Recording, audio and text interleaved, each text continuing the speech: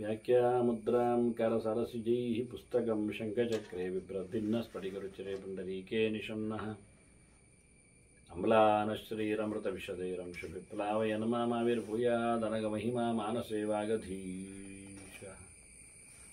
नमस्ते प्राणेश प्रणतविभवायावनिमगाः नमः स्वामिन् रामप्रियतमनवन् गुरुगुण नमस्तुभ्यं भीमप्रबलतमकृष्णेष्टभगवन्नमः श्रीमन्मध्वप्रदिश सुदर्शन्नो जय जय श्रीगुरुभ्यो नमः। नारायणं सुरगुरुं जगदेकनाथं भक्तप्रियं सकललोकनमस्कृतं च त्रैगुण्यवर्जितमजविभवाद्यमीशं वन्दे भवग्नम् अमरासुरसिद्धवन्द्यम्। नारायणं नमस्कृत्य नरं चैव नरोत्तमं देवीं सरस्वतीं व्यासं ततो जयमुदीरये। ವೇದವ್ಯಾಸುರ ಮಹಾಭಾರತದ ಚಿಂತಕರಿಗೆ ವಂದನೆಗಳು. ಶಾಂತಿ ಪರ್ವದ 335ನೆಯ ಪ್ರವಚನ. ಮಹಾಲಕ್ಷ್ಮಿಯ ವೈಭವದ ಗುಣಲಕ್ಷಣಗಳನ್ನು ಹೇಳಿದ ಭೀಷ್ಮರು ಕೊನೆಗೆ ಧರ್ಮರಾಜನಿಗೆ ಬಹಳ ಎತ್ತರವಾದ ಕೆಲವು ಸಂದೇಶಗಳನ್ನು, ಭಗವದಿಚ್ಚರದ ಚಿಂತನೆಗಳನ್ನು ನೀಡುತ್ತಾನೆ. ಹೀಗೆ ಮೋಕ್ಷ ಧರ್ಮ ಪರ್ವದ ಧರ್ಮರಾಜ ಮತ್ತು ಭೀಷ್ಮರ ಪ್ರಶ್ನೋತ್ತರದ ವಿಭಾಗವು ಮುಂದುವರೆದಿದೆ. ಹಾಗಂತ ವೈಶಂಪಾಯನರು ಸರ್ಪಸತ್ರದಲ್ಲಿ ನೆಲೆಗೊಂಡ ಜನಮೇಜಯನಿಗೆ ಹೇಳುತ್ತಾರೆ, ಅಲ್ಲಿ ನೆಲೆಗೊಂಡ ರೋಮಹರ್ಷನ ಮಗ ಉಗ್ರಶ್ರವಸ್ಸು ಅದರ ಮುಂದಕ್ಕೆ ನೈಮಿಷಾರಣ್ಯದಲ್ಲಿ ಮಹಾಭಾರತವನ್ನು ಎಲ್ಲರಿಗೆ, ಸಮುದಾಯಕ್ಕೆ, ಋಷಿಗಳಿಗೆ, ಶೌನಕಾದಿಗಳಿಗೆ ನೀಡಿ ಆ ಟೆಸ್ಟ್ ಇವತ್ತು ನಮಗೆ ಉಪಲಬ್ಧವಾಗಿದೆ. ನಾವು ಅದರ ಚಿಂತನೆಯನ್ನು ಮಾಡ್ತಾ ಇದ್ದೇವೆ. ಹೀಗೆ ರಾಜ್ಯಭಾರ ಮಾಡುವ ಮುಂಚೆ ಧರ್ಮರಾಜ ಭಗವಂತನ ಬಹಳ ದೊಡ್ಡ ಮಟ್ಟಿನ ಜ್ಞಾನವನ್ನು ಸಂಪಾದನೆ ಮಾಡಿದ್ದ. ವಿಶಿಷ್ಟವಾದಂತಹ ಅರಿವು. ಸಂಸ್ಮೃತ್ಯ ಬುದ್ಧೀಂದ್ರಿಯ ಗೋಚರಾದಿಗಂ ಸ್ವಗೋಚರೇ ಸರ್ವಕೃತಾಲಯಂತಂ ಹರಿಂ. ನಮ್ಮ ಯಾವುದೇ ಪ್ರಯತ್ನದಿಂದ ಕಾಣಲಾಗದ್ದು ಭಗವಂತ. ಬುದ್ಧಿಗೂ ನಿಲುಕುವುದಿಲ್ಲ ದೇವರು. ನೇಂದ್ರಿಯಾಣಿ ಹೇಳಿಕೊಂಡ ಹಾಗೆ ಇಂದ್ರಿಯಗಳಿಗೂ ಆಗಲಿ ಯಥೋ ವಾಚೋ ನಿವರ್ತಂತೆ ಹೇಳುತ್ತಾ, ನೇಂದ್ರಿಯಾಣಿ ನಾನಮಾನಂ ಹೇಳುತ್ತಾ ಭಗವಂತನನ್ನು ಬಹಳ ಕಷ್ಟ. ಅಂತಹ ಭಗವಂತನನ್ನು ಹಾಗೆಯೇ ಅಗೋಚರನಾಗಿಯೇ ಇದ್ದಾನೆ ಅಂತ ಹೇಳಿಕೊಂಡೇ ಅವನನ್ನು ಸ್ಮರಣೆ ಮಾಡುತ್ತಾ, ಚಿಂತನೆ ಮಾಡುತ್ತಾ, ಅರ್ಥ ಮಾಡಿಕೊಳ್ಳುತ್ತಾ ಅವನು ಹರಿಯಿದ್ದಾನೆ, ಸಕಲ ಪಾಪ ಹರನಿದ್ದಾನೆ. ಹರಿಂ ಸರ್ವ ಮಹಾಪಾಪ ಹರಂ ಜನಾಸ್ತೆ ಸಂಸ್ಮೃತ್ಯ ಸಂಪೂಜ್ಯ ವಿಧೂತ ಪಾಪವನ್ನು ನಿವೃತ್ತಿಗೊಳಿಸುವ, ಪಾಪದಿಂದ ನಮ್ಮನ್ನು ದೂರಗೊಳಿಸುವ ಭಗವಂತನನ್ನು ನಾವು ಪಾಪದೂರನನ್ನು, ದೋಷದೂರನನ್ನು ಉಪಾಸನೆ ಮಾಡಿದರೆ ತಮ್ಮ ಯಥಾ ಉಪಾಸನೆ ಇದ್ದಾಗೆ ತದೇ ಭವತಿ ಅಂತ ನಮಗೂ ಪಾಪಗಳು ನಿವೃತ್ತಿ ಆಗ್ತವೆ ಅಂತ. ಹಾಗೆ ಜನ ಭಗವಂತನನ್ನು ಹರಿಯನ್ನು ನೆನಪು ಮಾಡಿಕೊಳ್ಳುತ್ತಾರೆ, ಪಾಪ ಹರನನ್ನಾಗಿ ನೆನಪಿಸಿಕೊಳ್ಳುತ್ತಾರೆ. ಅದೇ ರೀತಿಯಾಗಿ ಪೂಜೆ ಪುನಸ್ಕಾರಗಳನ್ನು ಮಾಡುತ್ತಾರೆ. ಪರಿಪೂರ್ಣವಾದ ಭಗವಂತನನ್ನು ಗುಣಸಂಪೂರ್ಣನನ್ನಾಗಿ ಗುರುತಿಸಿಕೊಂಡು, ಪೂಜೆಗೆ ಗೌರವಕ್ಕೆ ಗುಣವಂತಿಗೆ ಬೇಕು. ಹಾಗಾಗಿ ಭಗವಂತನು ಗುಣಪೂರ್ಣ ಮತ್ತೆ ಅವನು ದೋಷ ದೂರ.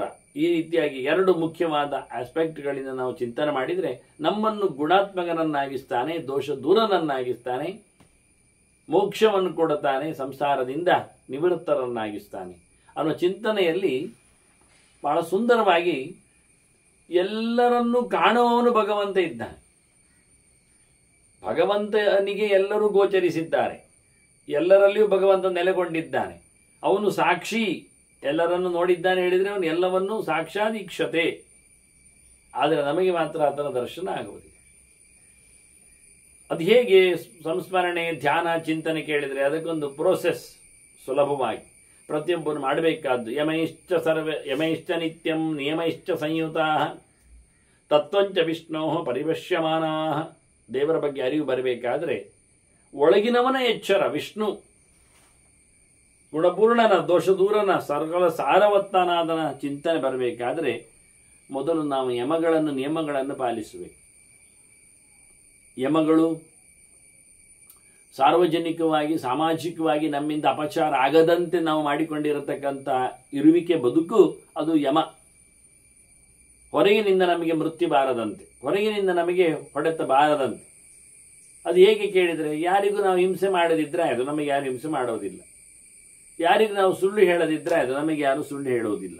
ನಮ್ಮಿಂದ ಸುಳ್ಳು ಹೇಳಲ್ಪಟ್ಟು ಅವರು ಘಾಸಿಗೊಳಗಾಗುವುದು ಬೇಡ. ಹಿಂಸೆಗೆ ಇನ್ನೊಂದು ಮುಖ ಸುಳ್ಳು ಹೇಳುವುದು ಆಗ್ತದೆ.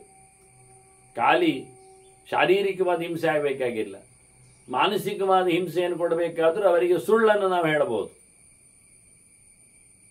ಮತ್ತೆ ಅವರು ಸತ್ತು ಕದ್ದರೂ ಸಹ ಅವರಿಗೆ ಹಿಂಸೆ ಆಗ್ತದೆ.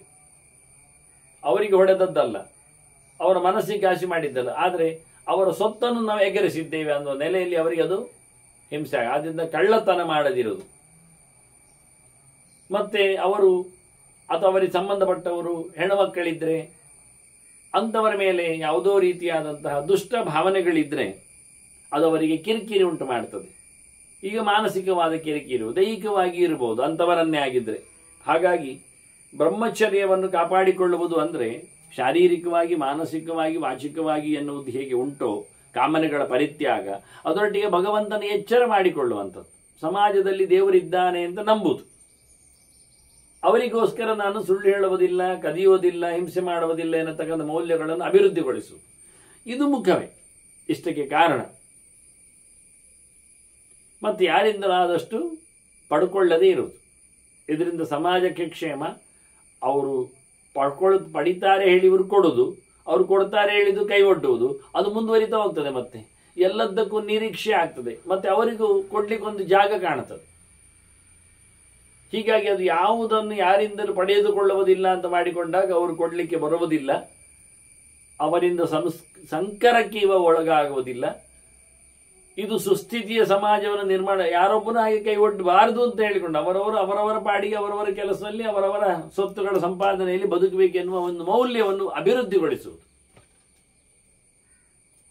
ಹೀಗೆ ಯಮಗಳಿಂದ ಕೂಡಿದವ ದೇವರಿಗೆ ಹತ್ತಿರನಾಗ್ತಾನೆ. ಅದರಲ್ಲಿ ಒಂದು ಪಾಯಿಂಟ್ ಇತ್ತಲ್ಲ, ಎಲ್ಲೆಡೆ ಭಗವಂತನ ಅಸ್ತಿತ್ವವನ್ನು ಕಾಣುವ ಮೂಲಕ ಆತ ಹಿಂಸೆ ಮಾಡದಿರುವುದು, ಅದೇ ಮುಖ್ಯ. ಇನ್ನು ಶುಚಿರ್ಭೂತನಾಗಿರುವುದು, ಒಳ್ಳೆಯ ಸ್ನಾನ, ಒಳ್ಳೆಯ ಬಟ್ಟೆ, ಇವೆಲ್ಲ ಶುದ್ಧವಾಗಿರಲಿಕ್ಕೆ, ಪರಿಸರವನ್ನು ಶುದ್ಧವಾಗಿರಲಿಕ್ಕೆ. ಕೊಳೆಯಾದಲ್ಲಿ ದೈತ್ಯರ ಪ್ರವೇಶಗಳು ಹೆಚ್ಚಾಗಲಿಕ್ಕೆ ಉಂಟು. ಹಾಗಾಗಿ ಶುದ್ಧವಾದ ವ್ಯಕ್ತಿತ್ವವನ್ನು ಆತ ಮೈಗೂಡಿಸಿಕೊಳ್ಳಬೇಕು. ಹಾಗಾಗಿ ದೇಹದ ಮೇಲೆ ಗಮನಿಸಬೇಕವ. ಒಳ್ಳೆಯ ಆಲೋಚನೆಗಳಿರಬೇಕು. ದೇಹವನ್ನು ಶುದ್ಧವಾಗಿ ಇಟ್ಟುಕೊಂಡಾಗಿ ದೇಹದ ಒಳಗೂ ಸಹ ಆಹಾರಗಳಲ್ಲಿ ಕಂಟ್ರೋಲ್. ಅಶುದ್ಧವಾದ ಪದಾರ್ಥವನ್ನು ತಿನ್ನುವ ಮೂಲಕ ಅವನು ಅಶುದ್ಧನಾಗ್ತಾನೆ. ಮಿಂದರೆ ಮಾತ್ರ ಶುದ್ಧ ಆಗುವುದಲ್ಲವ, ತಿಂದರೆ ಅಶುದ್ಧನಾಗುವುದರಿಂದ ತಿನ್ನುವುದರಲ್ಲಿಯೂ ನೋಡಬೇಕು ಅವನು. ಮತ್ತೆ ಒಂದು ದೃಷ್ಟಿಯಿಂದ ಬಹಳ ಚಂದವಾದ ನಿಯಮ ಅಂದರೆ ಸಂತೋಷದಲ್ಲಿ ಇರುವುದು ಸಾಕು ಅಂತ ಕಾಣಬೇಕು. ಯಾವುದೇ ವಿಷಯದಲ್ಲಿಯೂ ಇನ್ನಷ್ಟು ಬೇಕು ಎನ್ನತಕ್ಕಂತಹ ರಾಗ ಬರಬಾರದು. ಅದರಿಂದಾಗಿ ಆತ ದ್ವೇಷಕ್ಕೆ ಮತ್ತೆ ಬಲಿಯಾಗ್ತಾನೆ. ಇದಕ್ಕಾಗಿ ದೇವರ ವಿಷಯದ ಬಗ್ಗೆ ಕಲಿಬೇಕು, ಓದಬೇಕು, ತಿಳ್ಕೊಳ್ಬೇಕು. ಅಲ್ಲಿ ಮುಗಿಲಿಲ್ಲ. ತಿಳ್ಕೊಳ್ಳುವುದರಿಂದ ಅವನ ಉಳಿದ ಎಲ್ಲ ಕರ್ಮಗಳು ಚೆನ್ನಾಗಿ ಆಗ್ತವೆ ಅನ್ನೋದು ಸತ್ಯ. ಆದರೆ ಒಂದು ಪ್ಲಸ್ ಆಗಬೇಕಾದ್ದು ದೇವರ ಪೂಜೆ ಸೇರಿಸಬೇಕು ಅಂತಾನೆ. ಭಗವಂತನನ್ನು ಪ್ರೀತಿಸು, ಪೂಜಿಸು, ಆರಾಧನೆಯನ್ನು ನಡೆಸು. ಅದೊಂದು ದೊಡ್ಡ ವಿಷಯ ಆಯಿತು. ದೇವರ ಪೂಜೆ ಮಾಡುವಂತ ದೊಡ್ಡ ಸಂಗತಿ ಹೋಗ್ತದೆ ಅದು ಮತ್ತೆ ಮುಂದಕ್ಕೆ. ಹಾಗಾಗಿ ಇದರಿಂದಾಗಿ ಏನಾಗ್ತಾನೆ, ಭಗವಂತ ನಿನಗೆ ಕಾಣುತ್ತಾನೆ. ದೇವರನ್ನು ಹಿಡಿಬೇಕಾದ್ರೆ ನಾವು ಪೂಜಿಸಬೇಕು. ಪೂಜೆ ಹೇಗೆ, ದೇವರು ಹೇಗೆ ಎನ್ನುವುದರ ಬಗ್ಗೆ ಕಲಿಬೇಕು. ಅದಕ್ಕೆ ಅನುಗುಣವಾದಂತಹ ಸ್ನಾನ, ವ್ರತ ಇವನ್ನೆಲ್ಲ ಪಾಲಿಸಿಕೊಂಡು ಬರಬೇಕು. ಇಷ್ಟು ಮಾಡಿಕೊಂಡರೆ ಭಗವಂತ ಅವನಿಗೆ ಇಷ್ಟನಾಗ್ತಾನೆ, ದೇವರ ತತ್ವವನ್ನು ಸಿಗ್ತದೆ. ಇದಕ್ಕೊಂದು ಮಾಧ್ಯಮ ಹೇಳ್ತಾರೆ, ದೇವಾನುಸಾರೇಣ ವಿಮುಕ್ತಿ ಯೋಗಂ ತೇ ಗಾಹಮಾನಾಹ ಪರಮಾಪ್ನುವಂತಿ. ಅವರು ಅದರಲ್ಲಿ ಮುಳುಗೆದ್ದವರಾಗಿ ಎತ್ತರವನ್ನು ಪಡಿತಾರೆ, ಎತ್ತರನಾದ ಭಗವಂತನನ್ನು ಪಡಿತಾರೆ, ಇಲ್ಲಿಂದ ಬೇರೆಯಾದ ಮೋಕ್ಷವನ್ನು ಪಡಿತಾರೆ, ಇಲ್ಲಿಂದ ಅವರು ಪೂರ್ಣತೆಯನ್ನು ಪಡಿತಾರೆ ಎನ್ನುವ ಅರ್ಥದಲ್ಲಿ ಹೇಳ್ತಾರೆ. ದೇವಾನುಸಾರೇಣ ಅನ್ನುವುದಕ್ಕೆ ಒಂದು ಎರಡು ಅರ್ಥ ಹೇಳುತ್ತೀನಿ ಈಗ. ಒಂದು, ಭಗವಂತನ ಇಷ್ಟಕ್ಕೆ ಅನುಗುಣವಾಗಿ ನಮ್ಮ ಪ್ರಯತ್ನದಿಂದ ಆಯಿತು ಅಂತ ಹೇಳುವುದಲ್ಲ, ಅದಕ್ಕೆ ದೇವರು ಒಪ್ಪಿಗೆಯನ್ನು ಕೊಡಬೇಕೆನ್ನುವುದೊಂದು ಅರ್ಥ ಉಂಟೇ ಉಂಟು. ಅದರೊಟ್ಟಿಗೆ ದೇವ ಅಂದರೆ ದೇವೋತ್ತಮನಾದವ, ದೇವದೇವನನ್ನಿಸಿಕೊಳ್ಳುವ, ವಾಯುರ್ದೇವ ವಾಯುರ್ಭೀಮಃ ಭೀಮನಾದೋ ಮೋಜಾಹ ಸರ್ವೇಶಾಂಚ ಪ್ರಾಣ್ಯನಾಂ ಪ್ರಾಣಭೂತ ಅನಾವೃತ್ತಿ ದೇಹಿನಾಂ ದೇವ ತಸ್ಮಾದ್ ವಾಯು ದೇವದೇವ ಅಂತ. ಹಾಗಾಗಿ ದೇವಾನುಸಾರಾಣ ಅಂದರೆ ಪ್ರಾಣನ ಮೂಲಕ, ಪ್ರಾಣತತ್ವದ ಅರಿವಿನಿಂದ, ಪ್ರಾಣತತ್ವದ ವಿಶೇಷವಾದಂತಹ ಪ್ರಯತ್ನದಿಂದ ಇವನು ಅದರ ಮಾಧ್ಯಮದಲ್ಲಿ ಕೆಲಸ ಮಾಡಿದಾಗ ಮೋಕ್ಷವನ್ನು ಪಡಿತಾನೆ. ಇನ್ನೂ ಒಂದು ಮುಖ ದೇವ ಅಂದರೆ ಇಂದ್ರಿಯ, ಆದರೆ ಅವನ ಇಂದ್ರಿಯಗಳು ಅದಕ್ಕೆ ಅನುಗುಣವಾಗಿ ಬರಬೇಕು. ಹಾಗಾಗಿ ಎಲ್ಲ ಇಂದ್ರಿಯಗಳು ಭಗವಂತನ ಮುಖಕ್ಕೆ ತಿರುಗಿಕೊಂಡಾಗ ಲೋಕವನ್ನು ಅದು ಮರೆತು ಬಿಡುತ್ತದೆ. ಹೀಗಾದಾಗ ಅವನು ಇಲ್ಲಿಂದ ಬಿಡುಗಡೆಗೆ, ಇಲ್ಲಾದ್ರೆ ಇಂದ್ರಿಯಗಳು ಇಲ್ಲೇ ಮತ್ತೆ ಆಸೆ ಪಟ್ಟು ಕೂತ್ಕೊಳ್ತಾವೆ, ಬೀಗುತ್ತಾವೆ. ಅದನ್ನು ಉಪವಾಸ ಹಾಕಿ ಭಗವಂತನಡೆಗೆ ಹಾಯಿಸುವ ಮೂಲಕ ಇವನು ವಿಶೇಷವಾಗಿ ಮೋಕ್ಷ ಯೋಗದಲ್ಲಿ ಮುಳುಗಿದವನಾಗಿ ಪರಮಾತ್ಮನ ಚಿಂತನೆಯಿಂದಾಗಿ ಹೊರಗೆ ಬರ್ತಾನೆ. ಇವಂ ರಾಜೇಂದ್ರ ಸತತಂ ಜಪಹೋಮ ಪರಾಯಣ ವಾಸುದೇವ ಪರೋ ನಿತ್ಯಂ ಜ್ಞಾನಧ್ಯಾನ ಪರಾಯಣ ದಾನ ಧರ್ಮರತೆ ನಿತ್ಯಂ ಪ್ರಜಾಸ್ತೋಂ ಪರಿಪಾಲಯ. ನೀನು ವಾಸುದೇವನಲ್ಲಿ, ಕೃಷ್ಣನಲ್ಲಿ ನಿನಗೆ ಪ್ರೀತಿ ಬರಲಿ ಅಂತ ಏನು ಮಾಡಬೇಕು ನೀನು ಕೇಳಿದರೆ, ನಮಗೆಲ್ಲವರು ಕೊಡತಕ್ಕ ಸಂದೇಶ, ಕಲಿಯುಗದ ಹಿರಿದೈವನ ಅನಿಸಿಕೊಂಡ ಕೃಷ್ಣನನ್ನು ಏನು ಮಾಡಿಸಬೇಕು ಕೇಳಿದರೆ, ಏನು ಧರ್ಮರಾಜನಿಗೆ ಬೋಧೆ ಕೊಟ್ಟ ಭೀಷ್ಮ ಅದನ್ನೇ ಮಾಡು. ಏವಂ ರಾಜೇಂದ್ರ ಸತತಂ ಜಪ ಹೋಮ ಪರಾಯಣ, ನೀನು ಜಪ ಮಾಡು, ಹೋಮ ಮಾಡು ಅಂತ ಹೇಳ್ತಾನೆ. ಜಪ ನಾವೇ ಮಾಡಲಿಕ್ಕೆ ಬರುವಂಥದ್ದು, ಹೋಮ ಅದನ್ನು ಪುರೋಹಿತ ಮಾಡಿಕೊಡ್ತಾನೆ, ಅಧ್ವರ್ಯು ಮಾಡಿಕೊಡ್ತಾನೆ ನಮ್ಮ ಪರವಾಗಿ. ಹೀಗೆ ನಾವು ಜಪ ಮಾಡಲಿಕ್ಕೆ, ಜಪದ ಪರಿಪೂರ್ಣತೆಗಾಗಿ ಹೋಮವನ್ನು ನಡೆಸಿಕೊಡ್ಲಿಕ್ಕೆ, ಜಪ ಮಾಡಿದ್ದಕ್ಕೆ ತರ್ಪಣ ಕೊಡಲಿಕ್ಕೆ ಉಂಟು ದಶಾಂಶ. 1000 ಜಪ ಮಾಡಿದರೆ 100 ತರ್ಪಣ ಕೊಡಬೇಕು ಆ ಜಪದ ದೇವತೆಗೆ, ನಾವೇ ಮಾಡಿದವನೇ. ಆದರೆ ಜಪದ ಇನ್ನೊಂದು ಹೆಜ್ಜೆ ಯಾವುದಂದ್ರೆ, ದಶಾಂಶ ತರ್ಪಣ ಇದ್ದಾಗೆ 1000ಕ್ಕೆ 100 ಕೊಟ್ಟ ಹಾಗೆ 1000ಕ್ಕೆ 10 ಹೋಮಕ್ಕೆ, ಶತಾಂಶ ಹೋಮಕ್ಕೆ ಹೋಗ್ತದೆ. ಹಾಗೆ 1000 ಗಟ್ಟಲೆ ಮಾಡುವಾಗ ಪ್ರತಿನಿತ್ಯದ ಒಟ್ಟು ಸೇರಿಸಿಕೊಂಡು ಹೋಮವನ್ನು ಒಂದು ದಿನ ಮಾಡಲಿಕ್ಕೆ ಬರ್ತದೆ. ಆದ್ದರಿಂದ ಹೋಮ ಎನ್ನುವುದು ಹೊರಗೆ, ಜಪ ಎನ್ನುವುದು ಒಳಗೆ. ಜಪ ಹೇಳಿಕೊಂಡು ಕಾಣಿಸಿಕೊಂಡು ಬರಲಿಕ್ಕಿರುವುದಲ್ಲ, ಅದು ಅಂತರಂಗದ ಸಾಧನೆ. ಹೋಮ ಎನ್ನುವುದು ಬಹಿರಂಗದಲ್ಲಿ ಮಾಡಬೇಕಾದ್ದು, ಅಗ್ನಿಮುಖದಲ್ಲಿನ ಆರಾಧನೆ ಭಗವಂತನಿಗೆ. ಹೀಗಾಗಿ ಎರಡನ್ನು ಪ್ರಧಾನವಾಗಿ ಹೇಳಿಕೊಂಡ ಧರ್ಮರಾಜನಿಗೆ, ನೀನು ಮಾಡಬೇಕಾದ್ದು ಜಪ ಮತ್ತು ಹೋಮ ಅಂತ. ಸುಲಭವಾಗಿ ಮಾಡಲಿಕ್ಕೆ ಬರುವಂಥದ್ದು ಜಪ, ಅಂತರಂಗದ ಸಾಧನೆ. ಹೋಮ ಅದರ ಪರಿಪೂರ್ಣತೆಗಾಗಿ ಒಂದು ಅಂಗವಾಗಿ ಇಡುವಂಥದ್ದು. ಒಂದೊಮ್ಮೆ ಹೋಮ ಆಗದಿದ್ದರೂ ಸಹ ಹೋಮಾಂಶದ 4 ಪಟ್ಟರಷ್ಟು ಮತ್ತೆ ಜಪ ಮುಗಿಸಿ ಮುಂದೆ ಹೋಗ್ಬೋದು. ಹೀಗೊಂದು ಕ್ರಮ. ಮುಂದೆ ಹೇಳ್ತಾನೆ, ವಾಸುದೇವ ಪರಹ ನಿತ್ಯಂ ಜ್ಞಾನಧ್ಯಾನ ಪರಾಯಣ ಅಂತ. ಪ್ರತಿನಿತ್ಯ ಜಪ ಹೋಮ ಮಾಡುವಂತ ಪ್ರತಿನಿತ್ಯ ಹೇಳ್ತಾ, ನೀನು ಕೃಷ್ಣ ಪಾರಮ್ಯವನ್ನು ಒಪ್ಪಿಕೊಳ್ಳುವ ಮೂಲಕ ಕೃಷ್ಣ ಪಾರಮ್ಯದ ಚಿಂತನೆಯ ನೆರಳಿನಲ್ಲಿ ಕೃಷ್ಣ ಸರ್ವೋತ್ತಮ ಎನ್ನುವ ಅನುಸಂಧಾನದೊಂದಿಗೆ ನೀನು ಅಂತಹ ಭಗವಂತನ ಜ್ಞಾನವನ್ನು ಸಂಪಾದನೆ ಮಾಡಬೇಕು. ಅದರಲ್ಲಿ ನಿನಗೆ ಆಸ್ಥೆ ಬೇಕು. ಅಲ್ಲಿ ಮುಗಿದೋಯ್ತು, ಜಪ ಹೇಳಿಕೊಟ್ಟಿದ್ದಾರೆ, ಕೃಷ್ಣ ಕೃಷ್ಣ ಕೃಷ್ಣ ಹೇಳಿದು ಕೂತ್ಕೊಳ್ಳೋದಲ್ಲ. ಕೃಷ್ಣ ಚರಿತೆಯನ್ನು ಚೆನ್ನಾಗಿ ಅರ್ಥ ಮಾಡಿಕೊಂಡು ಕಲಿಬೇಕು. ಜ್ಞಾನ ಸಾಧನೆ ಅದು ಹೊರಗಿನಿಂದ ಆಗುವುದು. ಹೇಳಿಕೊಡುವವರಲ್ಲಿ ಹೋಗಬೇಕು, ಹೇಳಿಕೊಡ್ತಾರೆ, ಕೇಳಬೇಕು, ನೋಟ್ಸ್ ಮಾಡಿಕೊಳ್ಳಿಕ್ಕೆ ಉಂಟು, ಅದೆಲ್ಲ ಹೊರಗಿನ ಸಾಧನೆ. ಒಳಗಿಂದ ಧ್ಯಾನ. ಹಾಗೇನಾಯಿತು, ಜಪ ಒಳಗಿದ್ದಾಯಿತು, ವೈಯಕ್ತಿಕ ಆಯಿತು, ಮುಚ್ಚಿಕೊಂಡು ಮಾಡುವಂಥದ್ದಾಯಿತು. ಹೋಮ ಹೊರಗೆ ಆಯಿತು, ಎಲ್ಲರಿಗೆ ಕಾಣುವಂತಾಯಿತು. ಇಲ್ಲಿ ಜ್ಞಾನ ಸಾಧನೆ ಎಲ್ಲರಿಗೆ ಕಾಣುವಂತೆ, ಎಲ್ಲರೊಟ್ಟಿಗೆ ಸೇರಿಕೊಂಡು ಕಲಿಯಲಿಕ್ಕೆ. ಅದನ್ನು ಮನಸ್ಸಿನಲ್ಲಿ ಭಗವಂತನನ್ನು ಕಾಣುವ ಮೂಲಕ ಮಾಡಿಕೊಳ್ತಕ್ಕಂಥ ಯೋಗ, ಅದು ಧ್ಯಾನ ಯೋಗ, ಅದು ವೈಯಕ್ತಿಕ. ಮತ್ತೊಂದು ಹೇಳ್ತಾನೆ ಅವನು ಹೇಳುವಾಗ, ದಾನ ಧರ್ಮರತೆ ನಿತ್ಯಂ ಅಂತ. ದಾನ ಎನ್ನುವುದು ಹೊರಗೆ, ಧರ್ಮ ಎನ್ನುವುದು ಒಳಗೆ.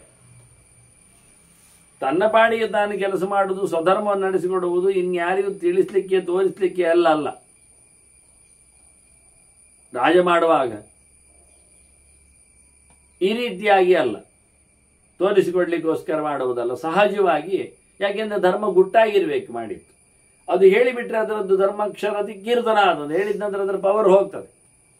ಅಂದ ಧರ್ಮ ಪ್ರೈವೇಸಿ, ಮತ್ತೆ ದಾನ ಅದು ಒಬ್ಬರಿಗೆ. ನಾನು ದಾನ ಗುಟ್ಟಲ್ಲಿ ಕೊಡ್ತೇನೆ, ಗುಟ್ಟಲ್ಲಿ ಕೊಡ್ಲಿಕ್ಕೆ ಯಾರು ತಗೊಳ್ಳಿಕ್ಕೆ ಬರ್ದಿರ್ತಾನಲ್ಲ ಅವನು ಗುಟ್ಟಲ್ಲಿ ಇರ್ತಾನ, ಅವನು ಹೊರಗೆ ಹೋದಾಗ ಹೇಳುವುದಿಲ್ವ.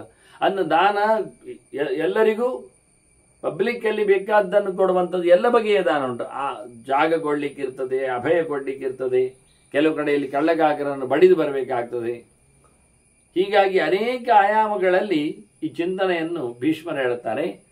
ಹೀಗೆ ನೀನು ಪ್ರಜೆಗಳನ್ನು ಕಾಪಾಡಬೇಕು, ನೋಡಿಕೊಳ್ಳಬೇಕು.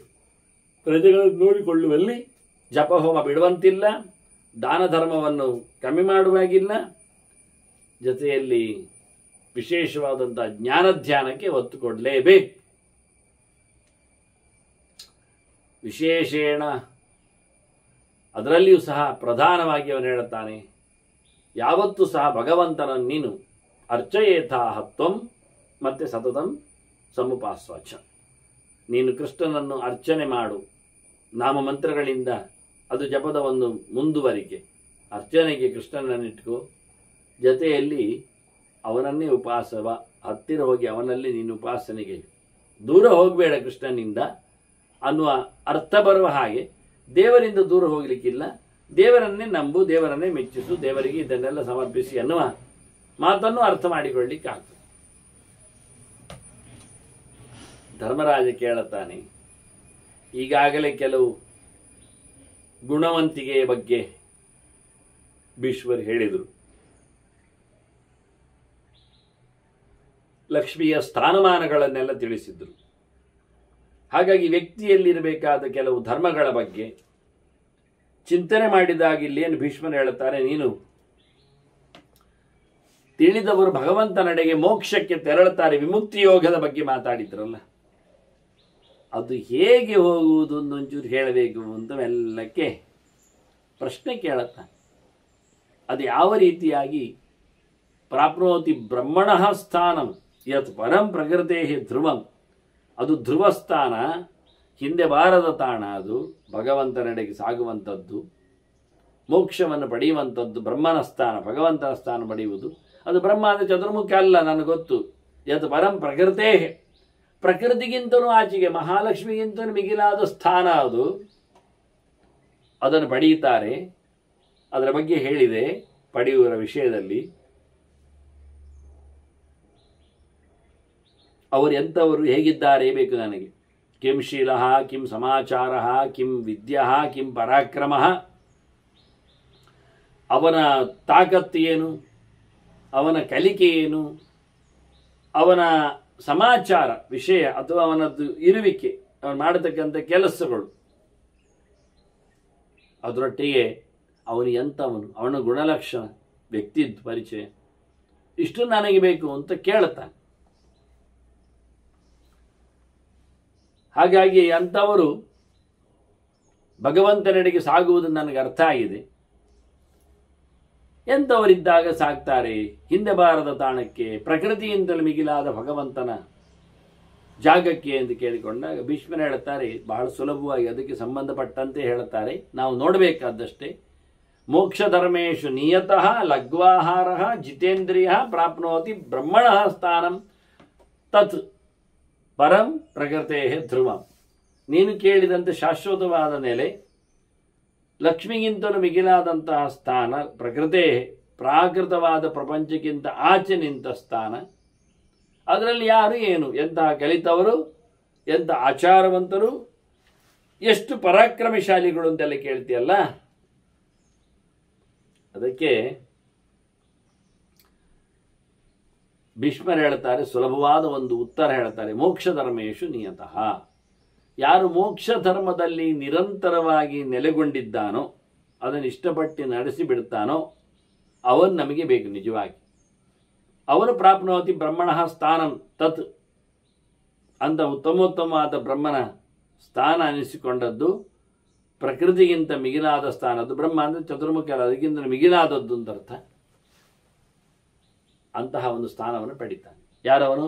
ಮೋಕ್ಷ ಧರ್ಮದಲ್ಲಿ ಆಸಕ್ತಿ ಉಳ್ಳವನು, ಅದರಲ್ಲಿ ನೆಲೆಗೊಂಡವನು, ಇಲ್ಲಿಂದ ಬಿಡುಗಡೆಗಾಗಿ ಪ್ರಯತ್ನ ಮಾಡುತ್ತಿರುವವನು, ಜೊತೆಯಲ್ಲಿ ಲಘ್ವಾಹಾರ ಕಮ್ಮಿ ಉಣ್ಣುವವನು, ಮತ್ತು ಜಿತೇಂದ್ರಿಯ ಇಂದ್ರಿಯಗಳನ್ನು ತನ್ನ ಹತೋಟಿಯಲ್ಲಿ ಇಟ್ಟವನು. ಏನು ಹೇಳಿದಾಗಾಯಿತು ಅವರ ಪ್ರಶ್ನೆ ಉತ್ತರದಲ್ಲಿ? ಪ್ರಶ್ನೆಯಲ್ಲಿ ಏನು ಕೇಳಿದ್ದ? ಕಿಂ ಪರಾಕ್ರಮ ಕೇಳಿದ್ದ. ಎಂಥ ಪರಾಕ್ರಮಿ ಅಂತ ಧರ್ಮರಾಜ. ಅದೇ ಭೀಷ್ಮರು ಹೇಳ್ತಾರೆ, ಅವನ ಪರಾಕ್ರಮ ಹೊರಗಿನವರನ್ನು ಬಡಿಯುವುದರಲ್ಲ, ಅವನ ಇಂದ್ರಿಯಗಳನ್ನು ಬಡಿಯುವುದರಲ್ಲಿ. ಜಿತೇಂದ್ರಿಯ ಅಂತ ಹೇಳ್ತಾರೆ. ಪರಾಕ್ರಮ ಹೊರಗೆ ಕಾಣುವುದಿಲ್ಲ, ಅದು ಪರ ಅಂದರೆ ಇವನಿಗಿಂತ ಪರ ಆದದ್ದು. ಇವನನ್ನು ಕಂಟ್ರೋಲ್ ಮಾಡುವಂಥ ಇವನ ಇಂದ್ರಿಯಗಳನ್ನು ಅವನು ನಿಗ್ರಹಿಸಬೇಕು. ಜಿತೇಂದ್ರಿಯನಾದರೆ ಇವನ ಪರಾಕ್ರಮಕ್ಕೆ ಬೆಲೆವನು. ನಾವು ಶತ್ರುಗಳನ್ನು ಬಗ್ಗಿಸುವುದು ದೊಡ್ಡ ಸಂಗತಿ ಅಲ್ಲ, ಶತ್ರುಗಳು ಮತ್ತೆ ಮನಸಾರೆ ಬಗ್ಗುವುದಿಲ್ಲ, ಅಷ್ಟಾದರೂ ಪೂರ್ಣವಾಗಿ ಆಗುವುದಿಲ್ಲ. ಹಾಗಾಗಿ ಅವರನ್ನು ಕಂಟ್ರೋಲ್ ಮಾಡುವಂಥದ್ದೇ ಇಲ್ಲಿ ಪ್ರಧಾನವಾದ ಅಂಶ ಅಂತ ಉಲ್ಲೇಖ ಮಾಡಿ ಪರಾಕ್ರಮದ ಬಗ್ಗೆ ಹೇಳುವಾಗ ಹೊರಗೆ ಹೊಡೆಯುವುದಲ್ಲ, ಒಳಗೆ ಹೊಡೆಯುವುದು ಅಂತ ಹೇಳಿದ. ಇನ್ನೊಂದು ಕೇಳಿದ್ದ ಕಿಂ ಸಮಾಚಾರ ಅಂತ. ಇದಕ್ಕೆ ಎರಡು ಅರ್ಥ ಇದೆ. ಆಚಾರ ಅಂದರೆ ಪ್ರಾಕ್ಟೀಸ್ ಅಂತ ಇಟ್ಟುಕೊಳ್ಳುವ ಕರ್ಮಾಂಗಗಳು ಅಂತ ಅರ್ಥ. ಇನ್ನೊಂದು ಆಚಾರ ಅಂದರೆ ಆಚಾರ ಅಂತ ಹೇಳುವಲ್ಲಿ ಚರಗತಿ ಅಂತ ಅರ್ಥ ಆಯಿತು. ಚರಗತಿ ಭಕ್ಷಣ ಅಂತಲ ಅರ್ಥ, ತಿನ್ನುವುದು ಅಂತ. ಹಾಗಾಗಿ ಏನು ತಿಂತಾನೆ ಕೇಳಿದ, ಅದು ಕೇಳಿದ ಲಘ್ವಾಹಾರ ಅಂತ ಇವರು ಉತ್ತರ ಕೊಟ್ಟರು. ಸ್ವಲ್ಪ ಚೇಂಜ್ ಮಾಡಿ ಹೇಳಿದರು. ಏನು ತಿಂದಿರ್ತಾನೆ? ಏನು ಜಾಸ್ತಿ ತಿನ್ನುವುದಿಲ್ಲ. ಕೃಷ್ಣ ಹೇಳಿದಂತೆ ಕಡ್ಡಾಬಟ್ಟೆ ತಿನ್ನುವವನಿಗೆ ಯೋಗ ದಕ್ಕುವುದಿಲ್ಲ. ನಾತ್ಯಷ್ಟದಸ್ತು ಯೋಗೋಸ್ತಿ. ಉಪವಾಸ ಮಾಡಿದ್ರು ಹೇಳಲಿಕ್ಕೆ ಕೊಡುವುದಿಲ್ಲ. ನಜೈಗಾಂತ ಮನಷ್ಟತ. ಯೋಗ್ಯ ರೀತಿಯಲ್ಲಿ ತಿನ್ನಲಿಕ್ಕೆ ಉಂಟು, ವ್ಯವಸ್ಥೆ ಮಾಡಿಕೊಳ್ಳಲಿಕ್ಕೆ ಉಂಟು ಅಂತ ಹೇಳಿ, ಹಾಗಾಗಿ ಇಲ್ಲಿ ಬಹಳ ಸ್ಪಷ್ಟವಾಗಿ ಹೇಳ್ತಾನೆ ಲಘ್ವಾಹಾರ, ಲೈಟ್ ಫುಡ್ ಅಂತ ಹೇಳಿದಾಗೆ. ಅದು ಸುಮಾರು ಅರ್ಥಗಳಲ್ಲಿ ಆಗ್ತದೆ. ದ್ರವ ಪದಾರ್ಥ ತಿನ್ನುವಂಥದ್ದು ಆಗ್ತದೆ, ಹಣ್ಣು ಹಂಪಲುಗಳನ್ನು ತಿನ್ನುವಂಥದ್ದು ಆಗ್ತದೆ, ಬಹಳ ಕಡಿಮೆ ಕ್ವಾಂಟಿಟಿಯಲ್ಲಿ ತಿನ್ನಬೇಕು ಅಂತ ಅರ್ಥ ಆಗ್ತದೆ, ಬೇಯಿಸಿದ್ದು, ಕಡದದ್ದು, ಬೇಕಿಂಗ್ ಇದೆಲ್ಲ ಬೇಡ ಅಂತ ಅರ್ಥ ಆಗ್ತದೆ ನೋಡಿಕೊಂಡಾಗ. ಅಂದರೆ ಕಾಡಾಡಿಗಳು ತಿನ್ನುವಂತೆ ಇರುವಂಥದ್ದು ಅಂತ ಅರ್ಥ ಆಯಿತು. ಅವನ ಆ ಲೆವೆಲಲ್ಲಿ ಇದ್ದಾನೆ ಈಗ. ಮತ್ತೊಂದು ಕೇಳಿದ್ದವ ಕಿಂ ವಿದ್ಯಾ ಕಿಂ ಶೀಲ ಅಂತ. ಅದೊಂದಾದರೂ ಅರ್ಥ ಮಾಡಿಕೊಳ್ಳುವ, ಇರಲಿ ಹೀಗೆ ಹೇಳಿದ್ದಾರೆ ಅಂತ ಹೇಳಿಕೊಳ್ಳುವ ಮೂಲಕ ಲಘ್ವಾಹಾರ ಅಂತ ಹೇಳಿಕೊಂಡು ಆಚಾರಕ್ಕೆ ಅಂತ. ಆದರೆ ವಿಚಾರದ ಬಗ್ಗೆ ಕಿಂ ವಿದ್ಯಾ, ಅದೇ ಮೋಕ್ಷ ಧರ್ಮೇಶು ನಿಯತಃ ಅಂತ ಹೇಳಿತ್ತು. ಮೋಕ್ಷ ಧರ್ಮವೇ ಅಲ್ಲಿ ಪ್ರಧಾನವಾದದ್ದು, ಅವನದ್ದು ಶೀಲ. ಮೋಕ್ಷ ಅದು ಅವನದ್ದು ವಿಷಯ. ಮೋಕ್ಷ ವಿಷಯದೆಡೆಗೆ ಅವನು ಹೋಗಿದ್ದರೆ ಅವನ ವಿದ್ಯೆ ಚೆನ್ನಾಗಿದೆ ಅಂತ ಅರ್ಥ. ಅವನ ಧರ್ಮ ಎಲ್ಲಿ ಉಂಟು ಕೇಳಿದರೆ ಮೋಕ್ಷವನ್ನು ನಡೆಸಿಕೊಡಬೇಕು ಎನ್ನುವುದು ಅವನ ಸ್ವಭಾವಭೂತವಾಗಿ. ಅದನ್ನು ಎಂತಹ ಸ್ವಭಾವದವ ಕೇಳಿದರೆ ಧರ್ಮ ಸ್ವಭಾವದವ. ಎಂಥ ವಿದ್ಯೆ ಕೇಳಿದರೆ ಮೋಕ್ಷ ವಿದ್ಯೆಯನ್ನು ಅರಿತವ. ಹೀಗಿರುವಾಗ ಅವನ ಬದುಕು ಹೇಗಿರ್ತದೆ ಕೇಳಿದರೆ ಅದಕ್ಕೆ ಎರಡೊಟ್ಟಾಗುವ ಬಗೆಯನ್ನು ಉಲ್ಲೇಖ ಮಾಡಿತು. ಇದಕ್ಕೆ ಭೀಷ್ಮರು ಒಂದು ಇತಿಹಾಸವನ್ನು ಹೇಳುತ್ತೇನೆ ಅಂತ ಹೇಳ್ತಾರೆ. ಜೈಗೀಷವ್ಯಸ್ಯ ಸಂವಾದಂ ಅಸಿತಸ್ಯ ಚ ಭಾರತ. ನಿನಗೆ ಅಸಿತ ದೇವಲರು ಮತ್ತೆ ಜೈಗೀಷವ್ಯ ಅವರೀರುವರು ಒಂದಾಗಿ ಮಾತಾಡಿಕೊಂಡ ಸಂಗತಿಯನ್ನು ಹೇಳುತ್ತೆ. ಅದು ಯಾವಾಗ? ಅಲ್ಲಿ ಶಿವಪಾರ್ವತಿಯರು ಸಹ ಸಮಯ ಮಾಡಿಕೊಂಡು ಬಂದಾಗ ಅಂತ. ಮಹಾದೇವಾಂತರೇ ವೃತ್ತಂ ದೇವ್ಯಾಷ್ಟೇ ಆಂತರೇ ತಥಾ ಅಂತ. ಪಾರ್ವತಿಗೂ ಪುರುಸೋತಾಯಿತು, ಶಿವನಿಗೂ ಪುರುಸೋತಾಯಿತು. ಅಂತಹ ಅವರ ಸಂದರ್ಭದಲ್ಲಿ ಅವರು ಇರುವಾಗ ಅವರ ಸಮಕ್ಷಮದಲ್ಲಿ ನಡೆದ ಘಟನೆ ಇತಿವೃತ್ತ ಆಗಿದೆ. ಅದು ಜೈಗೀಷವ್ಯರ ವಿಷಯದಲ್ಲಿ ಪ್ರಶ್ನೆ ನಡೆದಾಗ ಉತ್ತರದ ಚಿಂತನೆಯಲ್ಲಿ ದೇವರ ಅಸಿತರ ಹತ್ತಿರದಲ್ಲಿ ಸೇರಿಕೊಂಡಾಗ ಅಂತ. ಅದನ್ನು ನೀನು ನನಗೆ ಹಾಗೆ ಹೇಳುತ್ತೇನೆ, ಅವರು ಹೇಳಿದಾಗೆ. ಯಥಾವತ್ ಶೃಣು ರಾಜೇಂದ್ರ, ಹೇಳಿದಾಗೆ ಹೇಳ್ತಾರೆ. ಯಾಕೆಂದ್ರೆ ಇದು ಜ್ಞಾನದಂ ಪಾಪನಾಶನಂ. ಈ ಚಿಂತನೆ ನಮಗೆ, ಜೈಗೀಷವ್ಯರ ಮಾತುಗಳು ನಮಗೆ ಪಾಪವನ್ನು ಪರಿಹರಿಸ್ತದೆ, ಪುಣ್ಯವನ್ನು ಜ್ಞಾನವನ್ನು ನಮಗೆ ಕರುಣಿಸ್ತದೆ. ಹಾಗಾಗಿ ಇದನ್ನು ಕೇಳಬೇಕು, ಅವರು ಮಾತಾಡಿದ್ದೇನು, ಹೇಗೆ ಮಾತಾಡಿದ್ರು ಅನ್ನುವುದನ್ನು ಹೇಳಲಿಕ್ಕೆ ಬರ್ತದೆ ಅಂತ. ಜೈಗೀಷವ್ಯಂ ಮಹಾಪ್ರಾಜ್ಞಂ ಧರ್ಮಾಣಾಮಾಗತಾಗಮಂ. ಅಕೃತ್ಯಂತಂ ಅಹೃಷ್ಯಂತಂ ಅಸಿತಃ ದೇವಲಃ ಅಬ್ರವೀತ್. ಒಂದು ಸರ್ತಿ ವಿಶೇಷವಾಗಿ ಕೇಳಲೆಂದೇ ಬಂದು ಎಂಥವರನ್ನು ಜೈಗೀಷವ್ಯರ ಋಷಿಗಳನ್ನು, ಮಹಾಪ್ರಾಜ್ಞರು, ಭಗವಂತನ ಬಗ್ಗೆ ಭಾರಿ ಎಚ್ಚರವುಳ್ಳವರು, ಧರ್ಮದ ಆಗು ಹೋಗುಗಳೆಲ್ಲ ಅವರಿಗೆ ಸ್ಪಷ್ಟ ಗೊತ್ತು ಏನು ಹೇಗೆ ಅಂತ. ಅದರ ಸೂಕ್ಷ್ಮ ಶಾಸ್ತ್ರೀಯವಾಗಿ ಅದನ್ನು ಅರಿತುಕೊಂಡಿದ್ದಾರೆ. ಯಾವ ಧರ್ಮ ಬಿಡ್ಲಿಕ್ಕಿರುವಂಥದ್ದು, ಯಾವುದನ್ನು ಮಾಡಲಿಕ್ಕಿರುವಂಥದ್ದು, ಯಾವುದು ಅಲ್ಲ, ಯಾವುದು ಹೌದು ಅನ್ನುವುದನ್ನು ಶಾಸ್ತ್ರೀಯವಾಗಿ ನೋಡಿಕೊಂಡಿರುವ ಜೈಗೀಷವ್ಯರನ್ನು ಯಾವುದಕ್ಕೂ ಸಿಟ್ಟಿಲ್ಲ, ಯಾವುದಕ್ಕೂ ನಗುವುದಿಲ್ಲ. ಆ ನಮೂನೆ ಕೋಪತಾಪಗಳಿಗೆ ಎಂದು ಭಾಗಿಗೊಳ್ಳದವರನ್ನು ನೋಡಿದ ಹೇಗಿದೆ ಅಂತ. ಅಂಥವರನ್ನು ದೇವಲರು ಬಂದು ಕೇಳುತ್ತಾರೆ. ಅವ್ರೇನು ಕೇಳುತ್ತಾರೆ? ಜೈಗೀಶ್ವರ ಹತ್ರ ಹೇಳ್ತಾರೆ, ನಿಮಗೆ ನಾವ್ಯಾರು ಸಹ ನಮಸ್ಕಾರ ಎಲ್ಲ ಮಾಡಿದಾಗ, ಮಾತಾಡಲಿಕ್ಕೆ ಬಂದಾಗ ಎಲ್ಲ ನೀವೇನು ಗಮ್ಮತ್ನಲ್ಲಿ ಕಾಣುವುದಿಲ್ಲ. ನ ಪ್ರಿಯಸೆ ವಂದ್ಯಮಾನ ನಿಂದ್ಯಮಾನೋ ನ ಕುಪ್ಯಸೆ. ಇಲ್ಲ, ನಾವೆಂತ ಹೊಳಿದ್ರೆ ಯಾವುದಕ್ಕೂ ನಿಮ್ಮ ಏನು ಕಿವಿ ಬರುವುದಿಲ್ಲ, ನಿಮಗೇನು ಸಹ ನಮ್ಮದು ಭಾವನೆಗಳು ಅರ್ಥ ಆಗುವುದಿಲ್ಲ ಅಂದಿಟ್ಟುಕೊಳ್ಳುವ. ಬೈಲಿಕ್ಕೆ ಹೋದ್ರೆ ನಿಮಗೇನು ಕೋಪವೇ ಬರುವುದಿಲ್ಲ. ಇದು ನೋಡಿ, ಅದನ್ನೇ ಕೇಳುವುದವರು. ನಿಮಗೆ ವಂದನೆ ಮಾಡಿದರೂ ನಿಮಗೇನು ದೊಡ್ಡ ಸ್ಥಿತಿ ಇಲ್ಲ, ನಿಮ್ಮನ್ನು ನಿಂದನೆ ಮಾಡಿದರೂ ನಿಮಗೇನು ವ್ಯತ್ಯಾಸ ಕಾಣುವುದಿಲ್ಲ. ಇದೆಂಥದ್ದು ಮಾರ್ರೆ, ಇದು ಹೇಗಾಯಿತು? ಕಾತೆ ಪ್ರಜ್ಞಾ ಕುತಶ್ಚೈಷ ಕಿಂತೆ ತಸ್ಯಾಹ ಪರಾಯಣ. ಹಿಂದೆ ಅಡಗಿ ಕೂತ ಬಲಿಯಲ್ಲಿ ಇಂದ್ರೋಗಿ ಕೇಳಿದಾಗ, ಎಂಥದ ಗಟ್ಟಿಯಲ್ಲಿದ್ದಿ, ಏನು ನಿನಗೆ, ಎಂತ ಓದಿಕೊಂಡಿದ್ದಿ, ಯಾರು ನಿನಗೆ ಇಷ್ಟೆಲ್ಲ ಧೈರ್ಯ ಅಂತ. ನೋಡಿ, ದೇವರ ಹತ್ರ ಸೀದೆ ಕೇಳಿದ್ದಾನೆ, ಜೈಗೀಷವ್ಯರ ಹತ್ರ ಕೇಳಿ, ಋಷಿಗಳ ಹತ್ರ ಸೀದೆ ಕೇಳಿದ್ದಾನೆ. ಹಾಗಾಗಿ ಏನು ಕೇಳಿಕೊಂಡ, ಹೇಗಿದ್ದೆ ಅನ್ನುವ ಲೆಕ್ಕದಲ್ಲಿ ಕಾತೆ ಪ್ರಜ್ಞಾ, ನಿನಗೆ ಈ ರೀತಿಯಾದ ಭಗವದೆಚ್ಚರ ಎಲ್ಲಿಂದ ಬಂತು? ಯಾವುದಕ್ಕೂ ಸ್ಪಂದಿಸದೇ ಇರುವಂತೆ ಏನದು ವಿಷಯ, ಎಲ್ಲಿಂದ ಬಂತೋ? ಕಿಂತೆ ತಸ್ಯ ಪರಾಯಣಂ, ಅದರ ವಿಷಯದಲ್ಲಿ ಯಾರು ಶ್ರೇಷ್ಠ ಅಂತ ಅನಿಸಿರ್ತದೆ ಅದನ್ನೆಲ್ಲ ನನಗೆ ಹೇಳಬೇಕಲ್ಲ ಅಂತ ಮತ್ತೆ ಅವರು ಕೇಳಿಕೊಂಡಿದ್ದು. ಆಗ ಜೈಗೀಷವ್ಯರು ಉತ್ತರ ಕೊಟ್ಟರು ಅಂತ ಭೀಷ್ಮರು ಹೇಳ್ತಾರೆ. ಇತಿ ತೇನಾನುಯುಕ್ತ ಸಹ ಅನುಯುಕ್ತ. ಅನುಯುಕ್ತ ಅಂದರೆ ನನಗೆ ಒಂದು ಚೂರು ಹೇಳಿಕೊಡಿ ಎಂದು ಯುಕ್ತಿಯುಕ್ತವಾದ ಚಿಂತನೆ ನನ್ನ ಬಳಿಗೆ ಬರಲಿ ಅಂತ ಹೇಳಿಕೊಳ್ಳುವ ಹಾಗೆ ಮತ್ತೆ ಅದನ್ನು ಪ್ರಶ್ನಿಸಿಕೊಂಡು ಕೇಳಿಕೊಂಡಿದ್ದಾರೆ ಅವರು. ಅವರಿಗೆ ಅದರ ವಿಷಯಗಳು ಬೇಕಾಗ್ತದೆ ಇನ್ನು ತುಂಬಕ್ಕೆ, ಇನ್ನು ಸೂಕ್ಷ್ಮಕ್ಕೆ. ಹಾಗೆಯೇ ಕೇಳಲಾದಾಗ, ಪ್ರಶ್ನೆಗೆ ಬಂದಾಗ ಜೈಗೀಷವ್ಯರು ಉತ್ತರ ಕೊಡುತ್ತಾರೆ. ಉತ್ತರ ಕೊಡುವಾಗ ಭೀಷ್ಮರು ಹೇಳ್ತಾರೆ, ತಮವಾಚ ಮಹಾತಪಾಹ, ಭಾರಿ ತಪಸ್ವಿಗಳವರು ಉತ್ತರ ಕೊಡುವವರು ಕಮ್ಮಿ ಅಲ್ಲ, ಬಹಳ ಕಾಲದಿಂದ ಅನುಭವವನ್ನು ಪಡೆದವರಿದ್ದಾರೆ. ಅವ್ರು ಹೇಳ್ತಾರೆ ವಿಷಯವನ್ನು. ಹೇಳುವಾಗ ಹೇಗಿತ್ತು ಅವರ ಮಾತಿನಲ್ಲಿ? ಮಹದ್ವಾಕ್ಯಂ, ಭಾರಿ ಮಾತಾಡಿದ್ದಾರೆ. ಭಾರಿ ಮಾತಾಡಿದರೆ ಅದರಲ್ಲಿ ಹೆಕ್ಕಿ ತೆಗಿಲಿಕ್ಕೆ ಬರ್ತದೆ, ಬೆಲೆ ಕಮ್ಮಿ ಇರುತ್ತದೆ. ಮತ್ತೆ ತುಂಬ ಮಾತಾಡಿದಾಗ ಗೊಂದಲ ಜಾಸ್ತಿ ಇರ್ತದೆ. ಅವರು ಮೊದಲೇ ಅಂತ ಹೇಳಿದ ಈಗ ಅಂತ ಹೇಳೋದು ಅಂತ. ಹೆಚ್ಚು ಮಾತಾಡ್ಲಿಕ್ಕೆ ಹೋದರೆ ಕನ್ಫ್ಯೂಸ್ ಜಾಸ್ತಿ ಆಗ್ತದೆ. ಆದರೆ ಇವರು ಹೆಚ್ಚು ಮಾತಾಡಿದ್ದಾರೆ, ಆದರೆ ಅಸಂದಿಗ್ಧಂ, ಕನ್ಫ್ಯೂಸ್ ಇಲ್ಲ. ಅವರಿಗೆ ವಿಷಯದ ಬಗ್ಗೆ ಕನ್ಫ್ಯೂಸ್ ಇಲ್ಲ, ಹೇಳಿದ್ದರಲ್ಲಿ ಸಂಶಯ ಬರುವುದಿಲ್ಲ, ಅಷ್ಟು ಸ್ಪಷ್ಟತೆ ಇದೆ. ಮತ್ತೆ ಭಾರಿ ಆದದ್ದು ಯಾಕೆ ಕೇಳಿದರೆ, ಅದು ಪುಷ್ಕರಾರ್ಥ ಪದಂ, ಅದು ಮಸ್ತು ಅರ್ಥಗಳನ್ನು ಹೇಳುತ್ತದೆ, ತುಂಬಿಕೊಂಡಿದೆ. ಅದು ಸಣ್ಣದರಲ್ಲಿ ಹೇಳಿ ಮುಗಿಸ್ಲಿಕ್ಕೆ ಆಗುವುದಿಲ್ಲ, ಭಾರಿ ವಿಷಯಗಳಿದೆ. ವಿಷಯಕ್ಕಾಗಿ ದೊಡ್ಡದು ಈಗ ಅದು ಬೋರ್ ಆಗಲ್ಲ, ವಿಷಯಕ್ಕೋಸ್ಕರ ದೊಡ್ಡಾದದ್ರಿಂದ ಬಹಳ ಸ್ಪಷ್ಟವಾಗಿ. ಮತ್ತೆ ಶುಚಿ, ಅದು ಕೇಳಲಿಕ್ಕೂ ಶುಚಿಯಾಗಿತ್ತು, ಶುದ್ಧವಾಗಿತ್ತು, ಒಳ್ಳೆಯದಾಗಿತ್ತು, ಮನಸ್ಸಿಗೆ ನೆಮ್ಮದಿ ಕೊಡುವಂಥದ್ದು. ಯಾವುದೋ ಒಂದು ವ್ಯಾಪಾರ ವ್ಯವಹಾರದ ಬಹಳ ದೊಡ್ಡ ಮಟ್ಟಿನ ಒತ್ತಡ ಇರುವಂಥ ಅಲ್ಲ ಅದು ಅನ್ನೋದಾಗಿ ಬಹಳ ಚಂದವಾಗಿ ಅವರು ಮಾತಾಡಿದ್ದಾರೆ. ಜೈಗೀಷವ್ಯರು ಕೇಳುತ್ತಾರೆ ಇಂದ್ರನ ಹತ್ರ. ಅವ್ರಿಗೆ ಗೊತ್ತಿರ್ತದೆ ಅದು ವಿಷಯ ಬೇರೆ, ಆದರೂ ಕೇಳುತ್ತಾರೆ, ಬಹಳ ಚಂದವಾಗಿ ಕೇಳುತ್ತಾರೆ.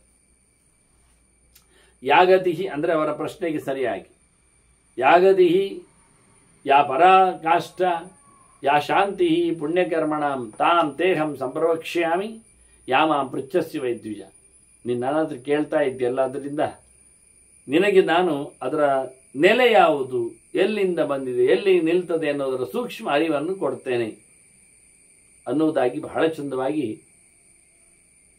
ಜೈಗೀಶ್ವರು ಹೇಳ್ತಾರೆ.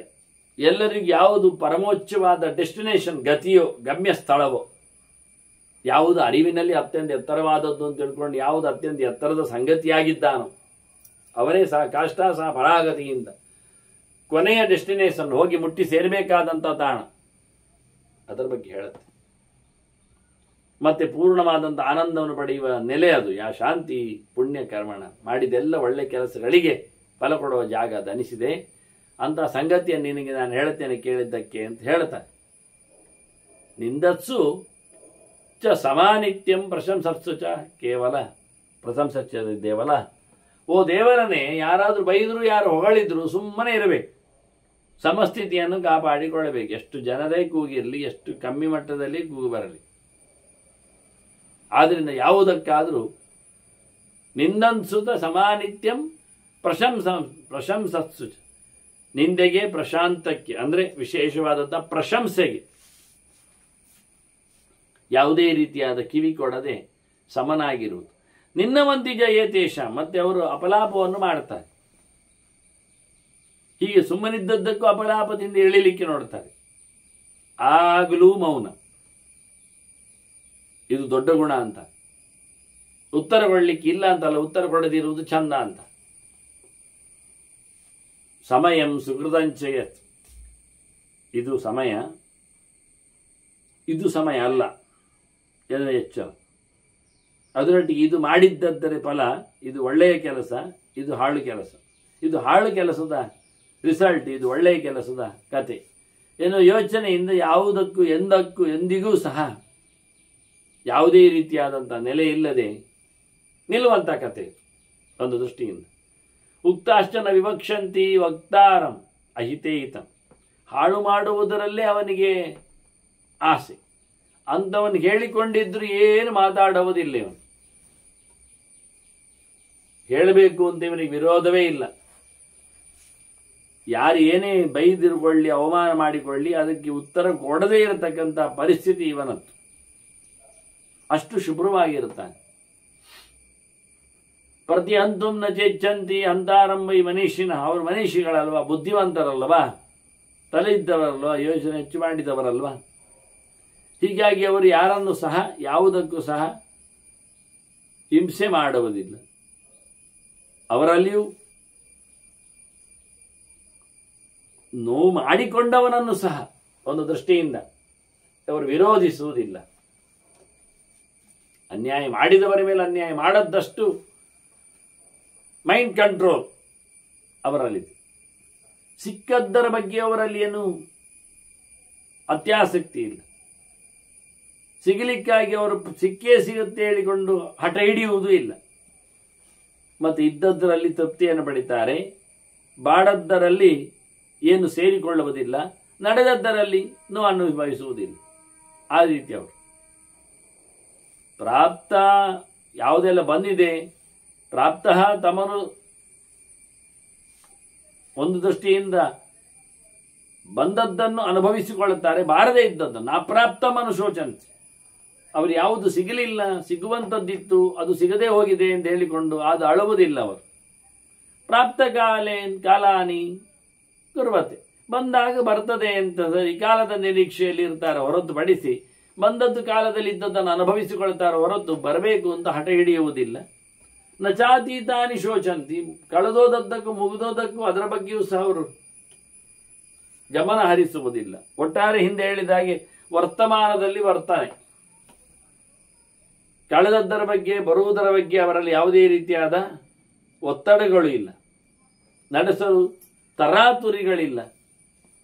ನಜೈತಾನ್ ಪ್ರತಿ ಜಾನತೆ, ಈಗ ನಾನು ಪಡಿತೇನೆ ಅಂತ ಹೇಳಿಕೊಳ್ಳುವ ಮಟ್ಟಿಗೂ ಮಾತಾಡುವುದಿಲ್ಲ. ಅವರು ಪ್ರತಿಜ್ಞೆ ಇಲ್ಲ ಈ ವಿಷಯದಲ್ಲಿ, ಬರುವ ವಿಷಯದಲ್ಲಿ, ಬಂದ ವಿಷಯದಲ್ಲಿ, ಬರಲಾರದ ವಿಷಯದಲ್ಲಿ ಎಲ್ಲ ಒಂದೇ ನಮೂನೆಯವರಿಗೆ. ಹಾಗಾಗಿ ವಿಶಿಷ್ಟವಾದಂಥ ಯೋಗದಲ್ಲಿ ನಿಂತಿದ್ದಾರೆ ಅವರು. ಸಂಪ್ರಾಪ್ತಾನಾಂಚ ಪೂಜ್ಯಾನಾಂ ಕಾಮಾತ್ ಅರ್ಥೇಶು ದೇವಲ ಯಥೋಪಪತ್ತಿಂ ಕುರುವಂತಿ ಶಕ್ತಿ ಮಂತಹ ಧೃತವ್ರತ.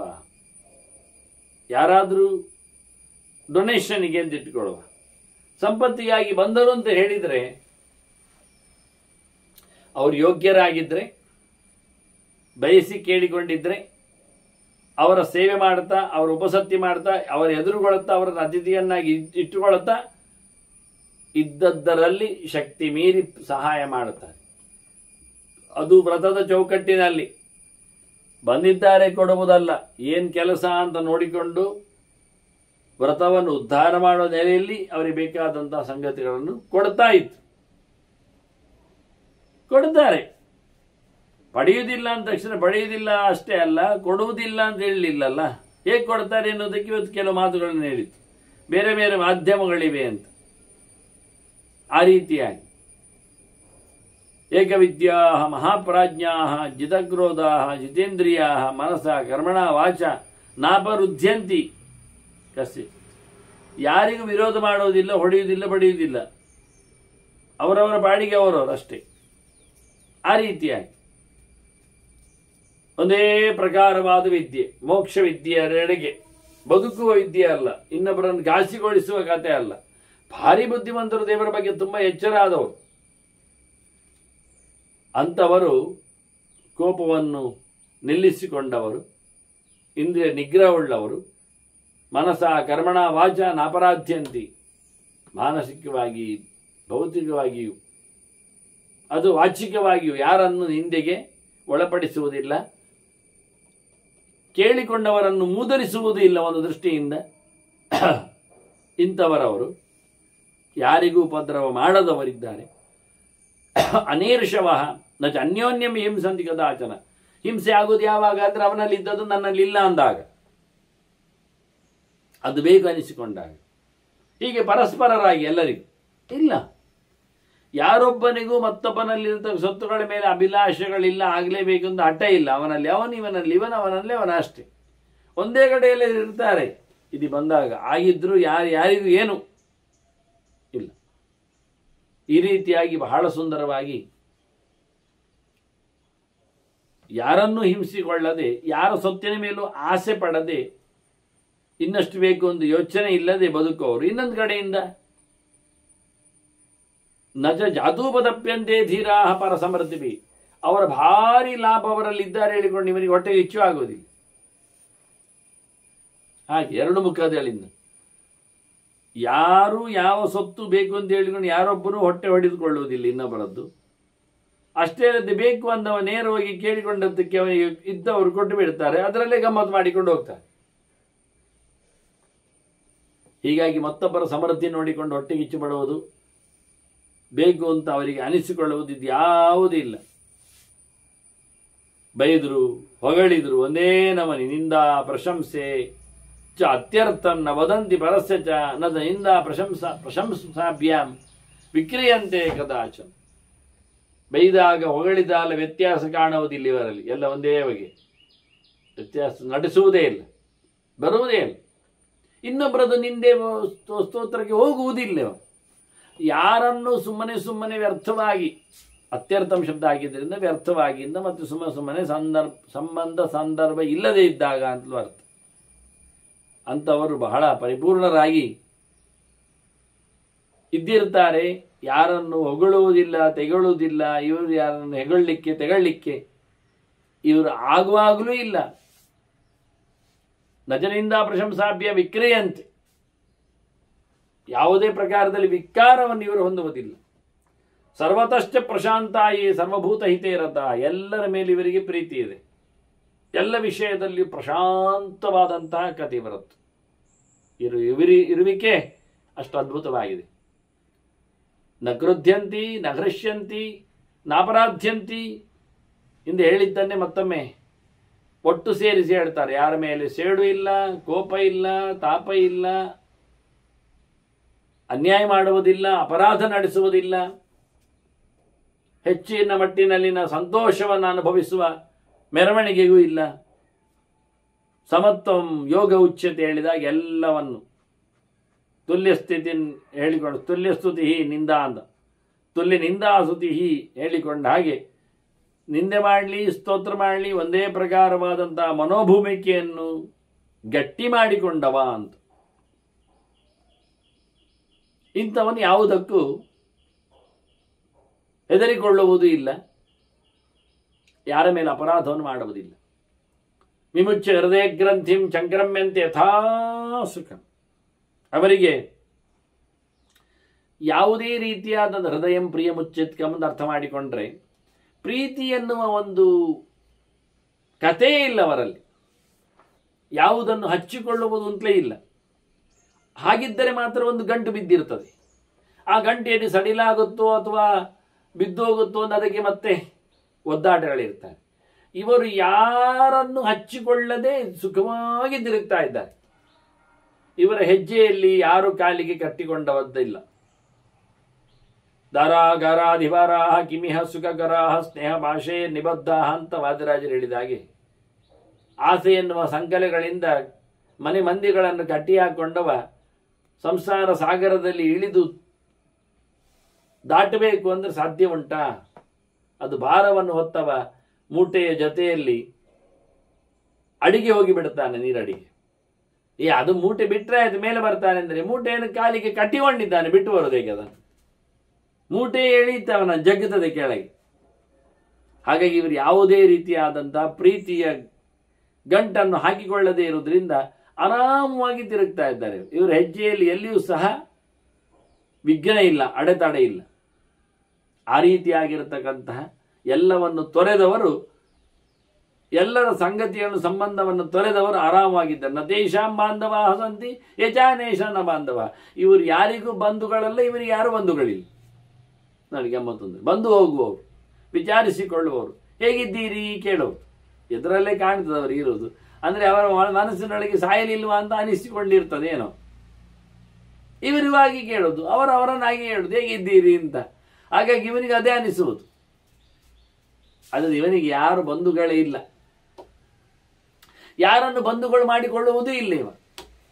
ಇವನು ಯಾರಿಗೂ ಬಂಧುಗಳು ಅಲ್ಲ, ಇವನನ್ನು ಯಾರು ಕೇಳಿಕೊಂಡು ಬರುವುದಿಲ್ಲ, ಇವನು ಯಾರನ್ನು ಕೇಳಿಕೊಂಡು ಹೋಗುವುದಿಲ್ಲ. ಎಷ್ಟು ಚೆನ್ನಾಗಿದೆ ನೋಡಿ. ಅಮಿತ್ರಾಚನ ಸಂತಿ ಯಶಾಂ ಯಚಾಮಿತ್ರ ನಗಸಿಸು. ಇವನಿಗೆ ಶತ್ರುಗಳು ಇಲ್ಲ, ಇವನು ಯಾರಿಗೂ ಶತ್ರುವೂ ಅಲ್ಲ. ಕೆಲವೊಮ್ಮೆ ಬಂಧುಗಳು ಮಾತ್ರ ಕೇಳಿಕೊಂಡು ಮನೆಗೆ ಬರೋದಲ್ಲ, ಶತ್ರುಗಳು ಬರ್ತಾರೆ, ಇದ್ದಾನೋ ಕೇಳಿಕೊಂಡು ಬಡಿಲಿಕ್ಕೋ ಹೊಡಿಲಿಕ್ಕೋ ಅಥವಾ ಏನಾದರೂ ಮಾಡಲಿಕ್ಕೋ. ಶತ್ರುಗಳಿಗೂ ನೀವು ಉಂಟೋ ಇಲ್ಲೋ ಸುದ್ದಿ ಬೇಕಾಗ್ತದೆ ಕೆಲವೊಮ್ಮೆ. ಸತ್ರ ಖುಷಿ ಆಗುತ್ತೆ ಅವರಿಗೆ. ಹಾಗಾಗಿ ಇವನು ಯಾರಿಗೂ ಶತ್ರು ಅಲ್ಲ, ಇವನು ಯಾರೂ ಶತ್ರು ಇಲ್ಲ. ಯಾರನ್ನು ಶತ್ರುವಾಗಿ ನೋಡಿಕೊಳ್ಳೋ ಕಥೆಯೇ ಇಲ್ಲ. ಹೀಗಾಗಿ ಬಂಧುಗಳಿಗೆ ಮಾತ್ರ ಪ್ರೀತಿಯ ಗಂಟು ಮಾತ್ರ ಅಲ್ಲ, ಶತ್ರುಗಳನ್ನು ಗಂಟಾಗಿಡ್ತಾನೆ. ಹೊಡೆಯಲಿಕ್ಕೆ ಆಗ್ತದೆ ಯಾವಾಗಾದ್ರೂ ನೋಡುವ ಅಂತ ಮನಸ್ಸಿನ ಮೂಲೆಯಲ್ಲಿ ಅವರನ್ನು ಕಟ್ಟಿಕೊಂಡಿರ್ತಾನೆ. ಇದು ಕಟ್ಟಿಕೊಂಡದ್ದೇ ಇಲ್ಲ ಅವನಿಗೆ. ಶತ್ರುಗಳು ಇಲ್ಲ, ಮಿತ್ರರು ಇಲ್ಲ ತಲೆಯಲ್ಲಿ. ಸುಮಾರಾಗಿ ಒಳ್ಳೆಯವರನ್ನು ಕಟ್ಟಿಕೊಳ್ಳುವುದಕ್ಕಿಂತ ಹೆಚ್ಚು ಶತ್ರುಗಳನ್ನೇ ಜಾಸ್ತಿ ಬಂಧನದಲ್ಲಿ ಇಟ್ಟಿರ್ತಾನೆ ತಲೆ ಒಳಗೆ. ಯಾವತ್ತೂ ನೆನಪಾಗ್ತಾ ಇರ್ತದೆ, ಅವರನ್ನು ಹಾಕೊಳ್ತಾನೆ. ಹಾಗಾಗಿ ಯಾವತ್ತು ಹೊಡಿಬೇಕು ಅಂತ ಅನಿಸಿಕೊಳ್ತದೆ. ಇದನ್ನು ನಾರದರು ಹೇಳ್ತಾರೆ, ಬೇಡ ಅನ್ನುವರದ್ದೇ ಹೆಚ್ಚು ನೆನಪಾಗುವುದು, ಬೇಕು ಅನ್ನೋರದ್ದು ಒಂದೇ ಸರ್ತಿ ನೆನಪಾಗಿ ಹೋಗಿ ಬಿಡ್ತದೆ ಎಂದು. ಯಾರು ದೇವರ ವಿಷಯದಲ್ಲಿ ಹೇಳ್ತಾನೆ, ದೇವರು ನಮಗೆ ತುಂಬ ಬೇಕು, ಯಾವತ್ತು ನೆನಪಾಗುವುದೇ ಇಲ್ಲ. ಬೇಡವಾದವರು ಆ ಜಾಗದಲ್ಲಿ ಇಡೀ ದಿನ, ಆಗದವರಿದ್ದಾರಲ್ಲ ಇಡೀ ದಿನ ಅಲ್ಲೇ ಕೂತಿರ್ತಾರೆ. ಊಟ ಆದಾಗ, ಪೂಜೆ ಆದಾಗ, ಪಾಠ ಆದಾಗ, ನೆನಪಾದಾಗ ಎಲ್ಲ. ನೆನಪಾದಾಗ ಎಂಥದ್ದು ಮರೆತರೆ ತಾನೆ ನೋಡಿ, ದೇವರನ್ನು ಮರೀಲಿಕ್ಕೆ ಬರ್ತದೆ, ಶತ್ರುಗಳನ್ನು ಮರೆತೇ ಹೋಗುವುದಿಲ್ಲ. ಅವನು ಹೇಳಿಕೊಡ್ತಾನೆ, ಪ್ರತಿಜ್ಞೆ ಮಾಡ್ತಾನೆ, ನಿನ್ನನ್ನು ನಾನು ಮರೀಲಿಕ್ಕೆ ಸಾಧ್ಯ ಇಲ್ಲ ನೋಡಿ, ಎಲ್ಲಿ ಆಯ್ತಲ್ಲ, ಬಿಡುವುದೇ ಇಲ್ಲ ಒಂದಲ್ಲ ಒಂದಿನ ಅಂತ. ಹಾಗೆ ಅಷ್ಟು ದಿನ ಓದ್ಕೊಂಡು ಹೋಗ್ತಾನೆ. ಹೇಳ್ತಾನೆ, ಇವನಿಗೆ ಮಿತ್ರರ ಅಮಿತ್ರರ ಶತ್ರುಗಳ ಕಥೆಯೇ ಇಲ್ಲ ಅವನಲ್ಲಿ. ಯಾರನ್ನು ಶತ್ರು ಅಂತ ನೋಡಿಕೊಳ್ಳಿಕ್ಕೆ ಹೋಗಲಿಲ್ಲ. ಅವ್ರಿಗೆ ಏನು ಬೇಕಾದ್ರೆ ಮಾಡಿಕೊಳ್ಳಿ ನಮಗೆ. ಈ ರೀತಿಯಾಗಿ ಬಹಳ ಸ್ವೇಚ್ಛೆಯಿಂದ ಗಂಟೆ ಹಾಕಿಕೊಳ್ಳದೆ ಎಲ್ಲರನ್ನು ಮರೆತು ಬಿಟ್ಟವ. ಏವಂ ಕುರ್ವತೆ ಮರ್ತ್ಯಾಹ ಸುಖಂ ಜೀವಂತಿ ಸರ್ವದ. ಹೀಗೊಂದೊಮ್ಮೆ ಅವರು ತಮ್ಮ ಪಾಲಿಸಿ ಮಾಡಿಕೊಂಡ್ರೆ ಮನುಷ್ಯ ಗಮ್ಮತ್ನಲ್ಲಿ ಬದುಕ್ತಾನೆ. ಮನುಷ್ಯ ಸೋತದ್ದೇ ಇಲ್ಲಿ ಅಂತ, ಸುಖ ಇಲ್ಲದಿರಲಿ ಕಾರಣವೇ ಹಾಗೆ. ಅದನ್ನ ಪರಮೋಚ್ಚವಾದ ಭಗವಂತನ ತಾಣದರಿಗೆ ಸಾಗಲಿಕ್ಕೆ ಇಲ್ಲಿಂದ ಎಲ್ಲ ಬಿಟ್ಟು ಇರ್ಲಿಕ್ಕೆ ಕಲಿತಾನ. ಯೇ ಧರ್ಮಂಚ ಅನುರುದ್ಧ್ಯಂತೆ ಧರ್ಮಜ್ಞಾಃ ದ್ವಿಜ ಸತ್ತಮಾಃ ಏಹ್ಯತೋ ವಿಚ್ಯುತಃ ಮಾರ್ಗಾತ್ ತೇ ಹೃಷ್ಯಂತಿ ಉದ್ವಿಜಂತಿ. ಯಾರು ಧರ್ಮಕ್ಕೆ ವಿರೋಧವಾಗಿ ನಡೀತಾರೆ, ಧರ್ಮ ಗೊತ್ತುಂಟವರಿಗೆ, ಹಾಗೆ ಆಗಬಾರ್ದು ಗೊತ್ತುಂಟು. ಕೆಲವರಿಗೆ ಬೇಗ ಹೇಳಬೇಕು ಗೊತ್ತಿಲ್ವಾ? ಗೊತ್ತುಂಟು. ಆದರೆ ಆಗೋದಿಲ್ಲ ಅಂತ ಹೇಳಿ ರಾಗ ಎಳೆದುಕೊಂಡು ಮಲಗ್ತಾರೆ. ಚಳಿ ಅಂತ ಹೇಳ್ತಾರೆ, ಮಳೆ ಅಂತ ಹೇಳ್ತಾರೆ. ಇನ್ನು ಬೇಗ ಏಳಬೇಕು ಅಂತ ಹೇಗೆ ಗೊತ್ತಿರ್ತದೋ ಹಾಗೆ ಇನ್ನೊಂದು ವಿಷಯ ಗೊತ್ತಿರ್ತದೆ, ಸೂರ್ಯೋದಯಕ್ಕಿಂತ ಮುಂದೆ ಎಲ್ಲ ಮಾಡಬಾರ್ದು ಅಂತ. ಅದು ತಪ್ಪು ಮಾಡ್ತಾರೆ. ಬೇಗ ಏಳಬೇಕು ಅಂದರೆ ಅರ್ಲಿ ಬೇಗ ಇರ್ತಾರೆ ಕೆಲವರು. 3:03 4ಕ್ಕೆ ಎದ್ರೆ ಸಾಕಾಗ್ತದೆ. 3:03 ಗಂಟೆಗೆ 4 ಗಂಟೆಗೆ ಎದ್ರೆ ಸಾಕಾಗ್ತದೆ. 6, 6:30, 7 ಗಂಟೆಗೆಲ್ಲ ಸೂರ್ಯೋದಯ ಇದ್ದಾಗ. ಇವರು ಏಳಬೇಕು ಹೇಳಿದ್ರೆ 2 ಗಂಟೆಗೆ ಎದ್ದು ಕೂತ್ಕೊಳ್ಳೋದು ನಾಯಿಗಳಾಗಿ. ಮತ್ತೆ ಮೀಯುವುದಿಲ್ಲ, ಮತ್ತೆ ಎಂಥದೋ ಕೆಲಸ ಮಾಡ್ತಾ ಇರ್ತಾರೆ. ಕೊನೆಗೆ ಏನೋ ಕುಡಿತಾರೆ, ತಿಂತಾರೆ, ಮತ್ತೆ ಮೀಲಿಕ್ಕೆ ಹೋಗ್ತಾರೆ. ನೋಡಿ, ಏಳುವ ಸಮಯ ತಪ್ಪು, ಮಿಂದ ಸಮಯ ತಪ್ಪು, ತಿಂದ ಸಮಯ ತಪ್ಪು, ಎಲ್ಲ ತಪ್ಪೇ ಹೇಳಲಿಕ್ಕೆ ಹೋಗಿ. ಮತ್ತೆ ಹೇಳುದವರು ಅದು ಬೇಗ ಎದ್ರೆ ಮಾರ್ಯಾರೆ, ತಿನ್ನಬೇಕು ಕಾಣ್ತದೆ ಬೇಗ, ಮತ್ತೆ ನಿಮ್ದು ಸೂರ್ಯೋದಯದವರೆಗೆ ಕಾಯುವುದಂದು ಅದನ್ನು ತಡವೇ ಹೇಳುವುದು ಅಂತ. ನೋಡಿ, ಒಂದು ತಡವೇ ಎದ್ದ, ಆನಂತರವೇ ತಿಂದ, ಆನಂತರವೇ ಜಪ ಪೂಜೆ ಎಲ್ಲ ಮಾಡಿದ. ಇನ್ನೊಂದು ತಪ್ಪು. ಒಂದು ಕಡೆಯಲ್ಲಿ ಬೇಗ ಎದ್ದು ಅಡಿಗೆ ಶುರು ಮಾಡ್ತಾರೆ, ಇನ್ನೊಂದು ಕಡೆಯಲ್ಲಿ ತಡ ಎದ್ದು ಸ್ನಾನ ಮಾಡಿ, ನಾನು ಹೇಳಿದ್ರೆ ಇಲ್ಲ ಸೂರ್ಯೋದಯಕ್ಕಿಂತ ಮುಂಚೆ ಎಲ್ಲ ಶುರು ಮಾಡಬೇಡ, ಮತ್ತೆ ಸ್ನಾನ ಮಾಡ್ತಾರೆ. ನಿಜವಾಗಿ ಬೆಳಿಗ್ಗೆ ಬೇಗ ಎದ್ದು ಸ್ನಾನ ಆನಿಕೆಗಳನ್ನು ಇತ್ಯದ್ದು ಮುಗಿಸಿಕೊಂಡು ಮತ್ತೆ ನಮ್ಮ ಕೆಲಸ ಮಾಡಲಿಕ್ಕೆ. ಇದು ಯಾರು ಹೇಳುವುದು? ಎಲ್ಲಿ ಶುರುವಾಗ್ತದೆ ಇದು? ಯಾವಾಗ ಆಗ್ತದೆ ಇದು? ಈ ಜನ್ಮದಲ್ಲಿ ಬದಲಾವಣೆ ಆಗುವುದಿಲ್ಲ ನಮ್ಮ. ಅದನ್ನೇ ಇವರು ಹೇಳಿದೆ, ಏವಂ ಕುರ್ವತೆ ಮರ್ತ್ಯಾಹ ಸುಖಂ ಜೀವಂತಿ ಸರ್ವದಾ ಅಂತ. ಸರಿಯಾಗಿ ನಡೆಸಿಕೊಂಡ್ರೆ ಮನುಷ್ಯ ಖಂಡಿತವಾಗಿ ಒಳ್ಳೆಯವನಾಗ್ತಾನೆ. ಬೇಗ ಮಿಂದ, ಬೇಗ ಅಡಿಗೆ ಶುರು ಮಾಡಿದ, 2 ಗಂಟೆಗೆ ಮಿಂದ, 3 ಗಂಟೆಗೆ ಅಡಿಗೆ ಶುರು ಮಾಡಿದ, ನಿನ್ನೆ ನೀರಿನಲ್ಲಿ ನಿನ್ನೆ ದಿನದಲ್ಲಿ ಅಡುಗೆ ಆಯಿತು, ಎಲ್ಲ ತಂಗಳನ್ನದಾಗೆ. ಇವತ್ತಿನ ಗೌಜಲ್ಲಿ ಊಟ ಉಪಚಾರ, ದೊಡ್ಡ ಒಳ್ಳೆ ದಿವಸಗಳಲ್ಲೇ ನಮ್ದು ಇಂಥದ್ದಾಗುವುದು. ಹಬ್ಬ ಹರಿದಿನಗಳಲ್ಲೇ ನಮ್ಮದು ಹಾಳಾಗುವುದು. ಉಳಿದ ದಿವಸದಲ್ಲಿ ಆದರೂ ಇರಲಿ.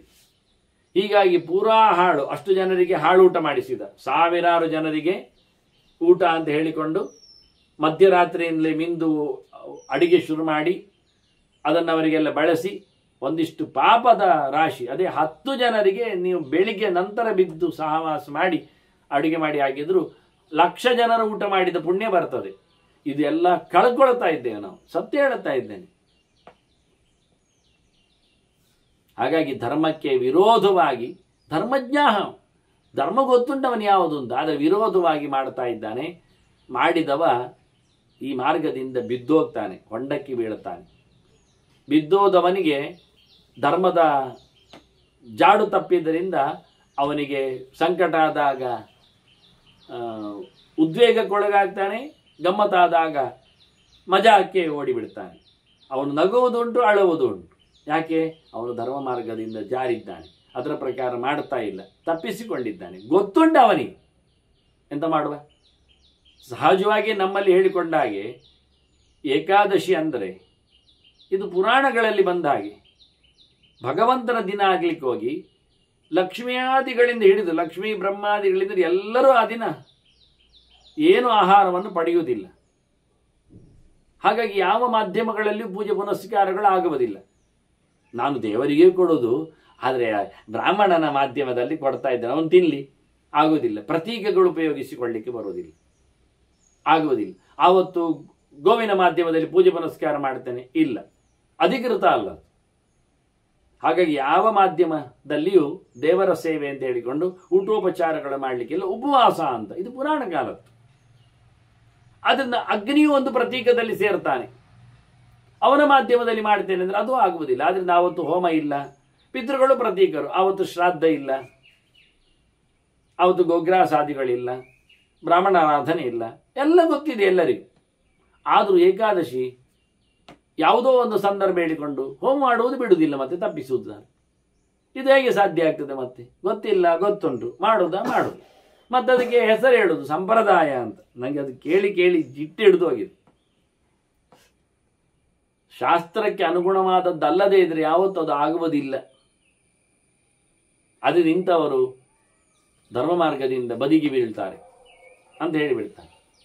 ಆದ್ದರಿಂದ ನಾನು ಜೈಗೀಶವೇ ಹೇಳ್ತಾ ಇದ್ದಾನೆ, ನಾನು ಆಸ್ಥಿತಃ ತಮಹಂ ಮಾರ್ಗಂ, ನನಗೆ ಧರ್ಮ ಮಾರ್ಗದ ಪರಿಚಯ ಉಂಟು, ಆದ್ದರಿಂದ ನಾನು ಅದನ್ನು ಮಾಡಲಿಕ್ಕೆ ಹೋಗುವುದಿಲ್ಲ. ಆದ್ದರಿಂದ ಅಸೂಯಿಷ್ಯಾಮಿ ಕಂ ಕಥಂ, ನಾನು ಯಾರ ಮೇಲೆ ನನಗೆ ಕೋಪತಾಪ ಇಲ್ಲ, ನಾನು ಯಾರನ್ನು ಕಂಡೆಲ್ಲ ಹಾರಲಿಕ್ಕೆಲ್ಲ ಹೋಗ್ತೇನೆ, ಇಲ್ಲವೇ ಇಲ್ಲ. ಧರ್ಮ ಮಾರ್ಗದಲ್ಲಿ ನಾನು ಚ್ಯುತನಾಗಬಾರದು ಅಂತೇಳಿ ಧರ್ಮವನ್ನು ನೋಡಿಕೊಂಡು ನಾನು ಧರ್ಮಕ್ಕೆ ವಿರೋಧವಾಗಿ ಮಾಡಲಿಕ್ಕೆ ಹೋಗದೇ ಇರುವುದರಿಂದ ನನಗೆ ಇಂತಹ ಕೋಪತಾಪಗಳು ಬರುವುದಿಲ್ಲ. ಮತ್ತೆ ಬೈಯುವವರಲ್ಲಿಯೋ ಹೊಗಳುವವರಲ್ಲಿಯೋ ತಲೆಗೊಡ್ಲಿಕ್ಕೆ ಹೋಗುವುದಿಲ್ಲ. ನಿಂದ್ಯಮಾನ ಪ್ರಶಂಸ್ತೋವ ಹೃಷ್ಯೇಯಂ ಕೇನ ಹೇತುನ, ನನಗೆ ಯಾಕೆ ನಾನು ಖುಷಿ ಪಡುವುದು, ನಾನು ಯಾಕೆ ಅಳ್ಳಿಕ್ಕೆ ಹೋಗ್ಬೇಕು, ನನಗೆ ಗೊತ್ತಿದೆ ಸಿಕ್ಕಿ ಬೀಳುತ್ತೇನೆ ಅಂತ. ಹಾಗಾಗಿ ನಾನು ಆರಾಮವಾಗಿ ತಟಸ್ಥನಾಗಿ ನೆಲೆಗೊಂಡಿದ್ದೇನೆ ಅಂತೇಳಿ ಪ್ರತ್ಯೇಕವಾಗಿ ಉಳಿದಿದ್ದೇನೆ ಅಂತ ಜೈಗೀಷವ್ಯ ತನ್ನ ಅಸ್ತಿತ್ವಕ್ಕೆ ಮತ್ತೊಂದು ಕೆಲವು ಮಾತುಗಳನ್ನು ಚಿಂತನೆಯಲ್ಲಿ ತರ್ತಾನೆ. ದೇವರ ಋಷಿಗಳಿಗೆ ಅದನ್ನು ಭೀಷ್ಮರು ಧರ್ಮರಾಜನಿಗೆ ಹೇಳುತ್ತಾ ಇದ್ದಾರೆ, ನಾನು ತಿಳಿಸಿಕೊಡ್ತಾ ಇದ್ದೇನೆ ಅಂತ ಹೇಳ್ತಾ ಮುಂದಿನ ಚಿಂತನೆಗೆ ಸೇರುವ ವಂದನೆಗಳೊಂದಿಗೆ ಶ್ರೀಕೃಷ್ಣಾರ್ಪಣಸ್ತು. ನಾರಾಯಣ ನಾರಾಯಣ ನಾರಾಯಣ.